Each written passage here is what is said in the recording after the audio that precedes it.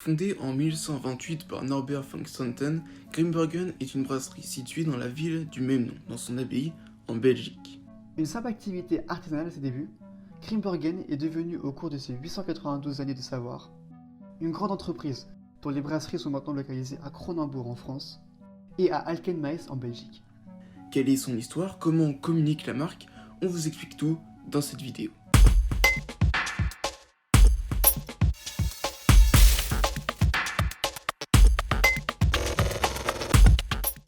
Depuis 2011, la marque porte sa cible sur les 20-35 ans jusqu'à leurs 30-45 ans.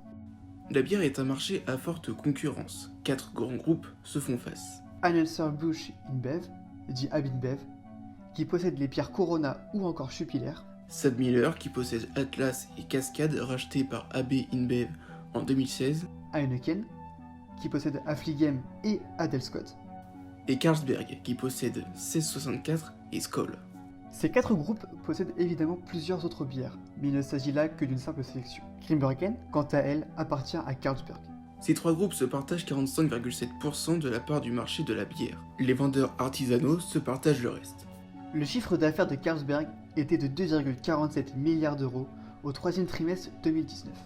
À titre de comparaison, Heineken comptait un chiffre d'affaires de 23,97 milliards d'euros en décembre 2019 et AB InBev comptait à la même date 46,73 milliards d'euros. Pour comprendre la communication de Grimbergen, il faut avant tout connaître son histoire. Tout commence en 1128. Norbert von Xanten, dit Saint Norbert, le fondateur de l'ordre de Prémontré, érige une abbaye sur demande des seigneurs de Grimbergen. L'homme d'église répond à leurs désirs et les pères de l'abbaye commencent à brasser une bière locale cette même année. En 1142, les seigneurs de Grimbergen se révoltent contre le duc de Brabant. Suite à cet événement, la bataille de Grimbergen éclate. C'est la première destruction de l'abbaye. Elle est cependant reconstruite pierre par pierre dans les années qui suivent. 414 ans plus tard, soit en 1556, les guerres de religion vont détruire une nouvelle fois l'abbaye. Les moines se réfugient à Bruxelles et ne reviendront que 30 ans plus tard pour reconstruire leur communauté et leur édifice. Il aura fallu 73 ans pour que l'abbaye soit reconstruite. En effet, en 1629, l'abbaye renaît de ses cendres. Et les moines décident de faire du phénix, l'emblème de leurs armoiries, le symbole de la Renaissance. Ils adoptent comme devise Ardent net consumitur, traduit en français par brûle mais ne se consume pas. Lors de la Révolution française, l'abbaye a une nouvelle fois été ravagée. En 1798, toutes les possessions des églises et abbayes sont vendues, malgré le nouvel essor qu'a connu Grimbergen avec le phénix comme symbole. De nos jours, enfin, les moines de Grimbergen célèbrent la messe et accomplissent des activités de bienfaisance. C'est sous leur surveillance que de nouvelles recettes sont créées pour continuer de séduire et d'inspirer le plus grand nombre de consommateurs. Grimbergen est une brasserie ancienne qui, comme dit au début de la vidéo, voit le jour en 1128. Elle est donc chargée d'histoire et s'est évidemment développée grâce à différents protagonistes. La première figure marquante de Grimbergen est inévitablement son fondateur, Norbert von Xanten. Il va de soi que sa place en tant que figure marquante est incontestable, mais il est nécessaire d'en apprendre davantage sur lui. Il est né aux alentours des années 1080 et est mort en 1134. Il est l'archevêque qui a fondé les Prémontrés au début du XIIe siècle, qui, pour votre culture générale, est un ordre canonial catholique. Tandis que Norbert von Xanten est le fondateur de l'abbaye à Grimbergen, la fondation de l'abbaye qui a donné le nom à cette célèbre bière est due au seigneur Gauthier Ier Berthoud, alias Walter de Grimbergen, sans qui Norbert von Xanten n'aurait jamais créé la célèbre marque de bière. Gauthier Ier de Berthoud est un membre de la noblesse féodale du duché de Basse-Lotharingie. La troisième et dernière figure dont nous devons absolument vous parler est le phénix. Alors oui, le phénix n'est pas une personne, me direz-vous. C'est vrai, mais en revanche, il incarne en tout point l'abbaye de Grimbergen. Il est le symbole de la marque de bière du même nom, et plus encore, il représente, de par son incarnation de l'abbaye, la communication de la marque Grimbergen. On s'explique. Le phénix est un oiseau légendaire connu pour sa capacité à renaître de ses cendres. Tout comme l'abbaye de Grimbergen qui a été détruite puis reconstruite à de multiples reprises,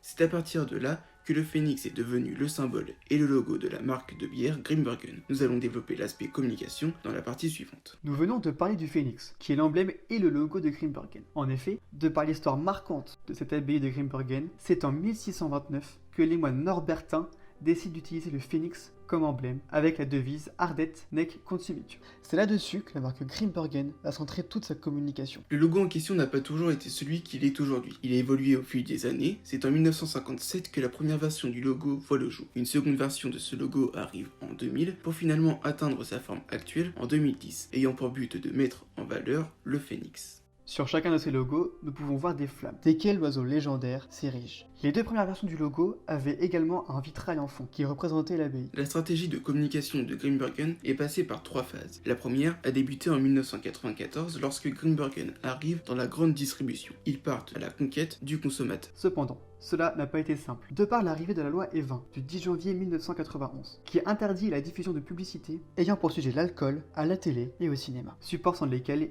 il est compliqué de se faire connaître lorsqu'on arrive tout juste dans les supermarchés. Heureusement, Grimbergen a trouvé une parade en 2000. La marque belge lance une vaste campagne d'affichage et de spots radio utilisant l'ancienneté de cette bière accompagnée du slogan Grimbergen et le silence se fait, en référence aux moines de l'abbaye qui faisaient vœu de silence. Ce fut un franc succès. En revanche, il fallait maintenant garder le consommateur. C'est là que les heures sombres de Grimbergen sont arrivées. Voyant sa communication s'essouffler, la marque tenta de changer son slogan pour Grimbergen, au nom du silence. Cela n'a pas fonctionné, et en 2008, ils essaient encore un nouveau slogan qui est si subtil qu'elle impose le silence, encore un échec. Finalement, en 2010, la marque de bière belge revoit totalement son approche pour se concentrer sur le phénix. Ils mettent à jour leur logo que nous vous avons présenté au point précédent, ainsi que leur slogan qui devient le pouvoir de renaître. Le but étant de rajeunir leur image avec un symbole légendaire qui est le phénix, tout comme lui, leur communication renaît de ses cendres. Une nouvelle pub est mise au point, et ils profitent de cet élan de renouveau pour diversifier leur bière avec la Grimbergen rouge en 2010, puis la Grimbergen poire, faite en 2013, et bien d'autres par la suite. La dernière partie du plan de communication de Grimbergen a pour but de toucher les consommateurs encore plus jeunes, plus particulièrement la tranche des 18 à 30 ans, avec un film 3D reprenant l'univers de Game of Thrones, plus susceptible d'attirer l'attention des plus jeunes. Maintenant, nous allons vous passer une publicité de Grimbergen sur leur nouvelle bière blonde.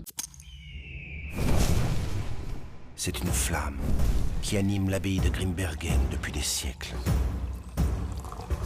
C'est une sensation de fraîcheur alliée aux arômes de fruits mûrs et d'épices. C'est une robe dorée coiffée d'une mousse généreuse. C'est la Grimbergen blonde. Grimbergen, la flamme ne s'éteint jamais. Cette pub est très intéressante car on peut la lire et la comprendre de deux manières différentes, qui sont intimement liées. D'une part, nous pouvons voir les choses du point de vue de l'abbaye. La phrase « C'est une flamme qui anime l'abbaye de Grimbergen depuis des siècles » fait clairement référence au fait que l'abbaye de Grimbergen a brûlé à plusieurs reprises durant ces derniers siècles. Ensuite, la voix dit « C'est une sensation de fraîcheur. » Cela correspond au fait que l'abbaye est reconstruite à chaque fois, et à chaque nouvelle fois elle se renouvelle, se rafraîchit, d'où cette sensation de fraîcheur. La dernière phrase, qui est le slogan de la pub, Grimbergen, la flamme ne s'éteint jamais.